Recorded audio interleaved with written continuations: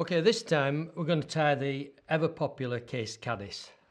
This is the caddis that tows its portable home with it. You've all seen them. They inhabit just about every type of water that is on the planet, from alpine torrents to stagnant roadside ditches. They're everywhere. It's a very, very popular and readily eaten fish food. Trout and grayling love them. That's the wee fella.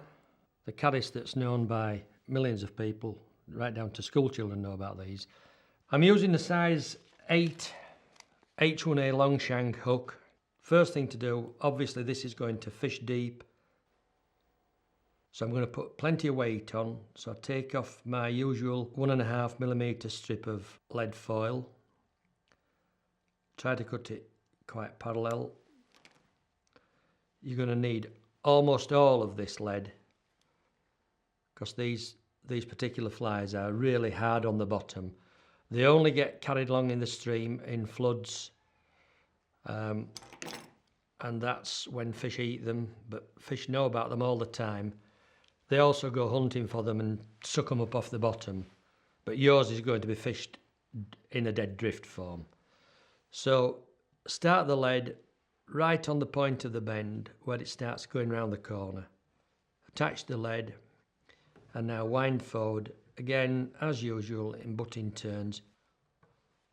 Come forward, but remember to leave sufficient at the front for a grub space, because this is going to be a cased caddis with a grub peeping out of the case.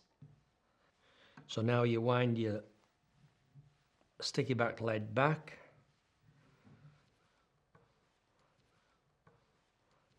You can nip off that starting tag now. Wind your sticky back lead back to the starting point, all the way back in butting turns. When you get there, you come forward again. As you can see, I'm whacking on a load of lead here. Come along up to that point where we turned round. So there's the lead in, and you can always take it out and test it in your hands and check whether you have enough lead on. That feels about right for me. So, on now with your tying thread. And because I'm going to make this with a white grub, it's important that you use a whitish thread. If you use a different coloured thread to the grub, and for the grub I'm going to use this white baby wool, whatever you do, don't choose to tie it with a colour that's a strong contrast. I mean, black would look hideous. So you need to have a colour that's similar to the white yarn I'm using for the grub. On with your thread, come onto the lead, and just cocoon up and down this lead a few times. It just helps to give a bit of friction, a bit of gripping when you wrap the material on. You could also smear this with head cement if you wanted. It helps to sort of stick it all down. I know you shouldn't use the word stick in fly tying, but it does. Then bring your tying thread off the lead onto this grub part. Take your yarn, cut off about 8 or 9 inches. Tie this in up near the front. Bring your tying thread down, tie it down all the way to where the case is going to start. So now wind this white baby wool on, come up to the eye, just twist it up slightly. And now come back, so you're making a double layer of baby wool, and that's your white peeping grub. Tie that off very securely. Take your scissors and snip off the waste. Now for the case, I'm using this pre-spun deer hair. It's natural dark grey deer hair in a dubbing loop, and they're made by Jan Szyman in the Czech Republic. They're available everywhere now.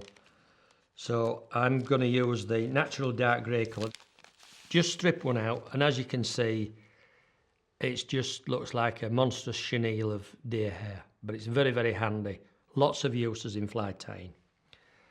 So run the tying thread down to the end of the shank, and just off the bend, tie this in. and tie it in mega securely. Make sure nothing's going to move.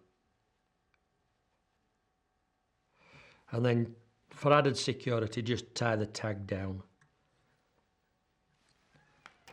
Snip off. Bring the tying thread forward now to the point where you want your case to finish. And now simply pick this shaggy chenille of deer hair up,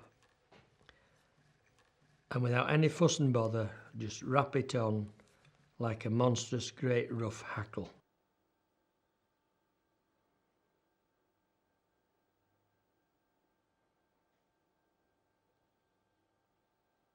When you get up there, I just like to stroke these fibres back so that they don't run over the front of the grub part.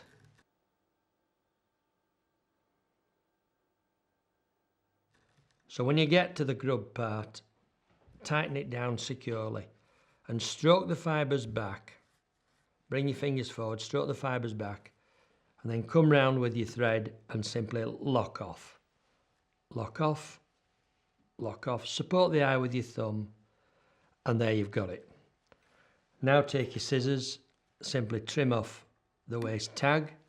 And that's it, except for putting the legs in now. All you do now is lift these fibres up, just stroke them forward, and with your scissor blade making long, flat, horizontal cuts with a slight taper, just come round and give the whole thing a haircut. So what I'm making is a nice dark sort of sandy, pebbly finish by trimming this close. Try to keep the cuts parallel, or should I say straight-sided, but with a slight taper. Most Cased Caddis homes, the actual case itself, has a slight taper from the anterior end to the posterior end. These tag ends, you can sever these off, just sort of rounding off the end of the case. And then I just go around the front, and with my scissors held at a different angle, I trim and make sure that there's a clean division between end of case and start of grub. So I've got a nice sharp delineation. Okay, so there's the Cased Caddis so far. Now I'm going to turn it over and I'm going to put the legs on now. Turn it over. Run your tying thread forward now about 1 millimetre and pull the thread into the grub to make a groove. And now to make the legs, you want, I think it's better to get a brand new golden pheasant whole tail. Take out one of the centre quills, and what you're looking for are nice big chunky barbules. For some reason, I don't know why, but it's the golden pheasant that makes the best legs. And what you do is you strip these off, but if you strip them off coming down that way, pulling in line with the centre stalk or centre shaft, instead of getting a nice little hooked end, which is like a little curved leg, you get a curly pig's tail, which is what you don't want. So what you do is you strip them off going across the axis of the feather. So you strip them off going that way. And the result is you get these nice little curved ends that make lovely little legs. So if you're very clever, you can put these on 2 at a time, but as a beginner you'll probably manage better doing 1 at once. I'm going to put legs on this now and tie this in so that when the leg cocks up, the curved barb, that leg part will be forward, not back like that. If it does go back, try to get all the lot going back, so it's either all forward or all back. So I like them to curve forward, so you lift it up against the weight of the bobbin, swing it over and put it in position. Pick the other one up for this side, put it behind the thread, put that against the other one with a slight gap between them. Having got them in position roughly, I can now just push them down to about the 45-degree position.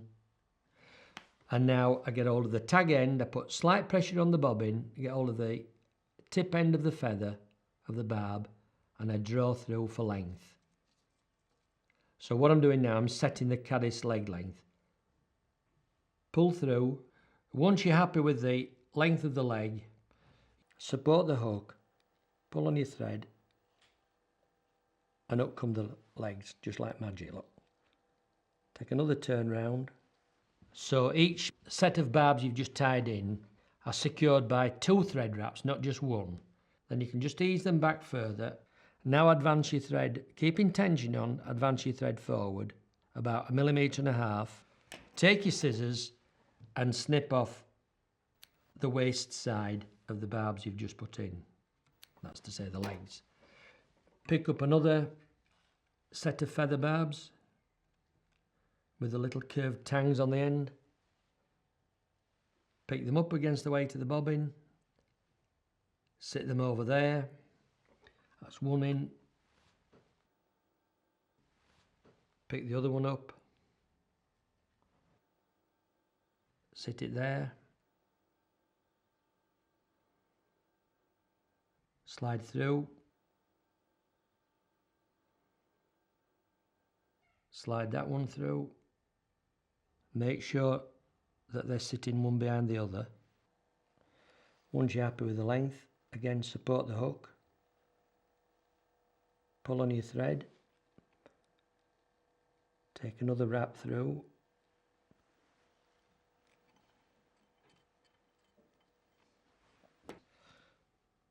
Snip off the waist side. Snip off the waist side of that one. And you're ready with the last pair of legs. Wind your thread forwards again, about 1 more millimeter.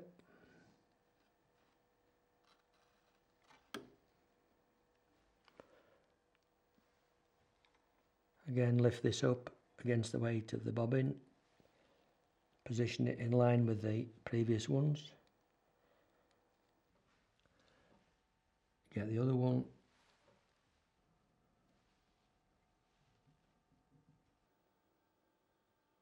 Slide through. Slide through. And if you're really clever, as you come from the back pair of legs to the middle pair of legs to the front pair of legs, so you can make each one go shorter. Then when you're happy, tension on again, up pop the legs, round with your second securing thread wrap, and now you're done. Take your scissors, again carefully search in, just move the leg out of the way. You don't want to crop a leg off at this stage. We don't want crippled caddis flies. So all you do now is wind forward to the eye. A few more thread wraps on there. And then to make the dark head, I'll get a dark brown marker pen, darken my thread, darken about 4 or 5 inches of thread.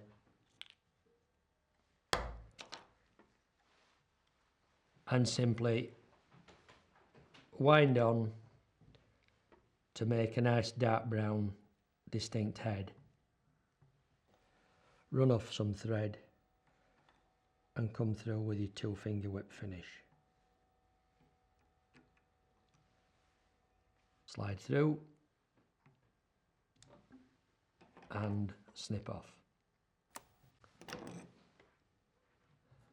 And that's the Cased Caddis with the nice little Veliotti legs.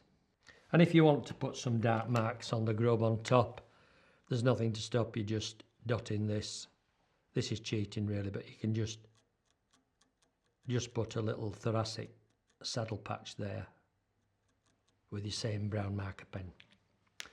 Get some runny head cement, and what I do, I coat the entire case and give it a good coating with quite runny head cement,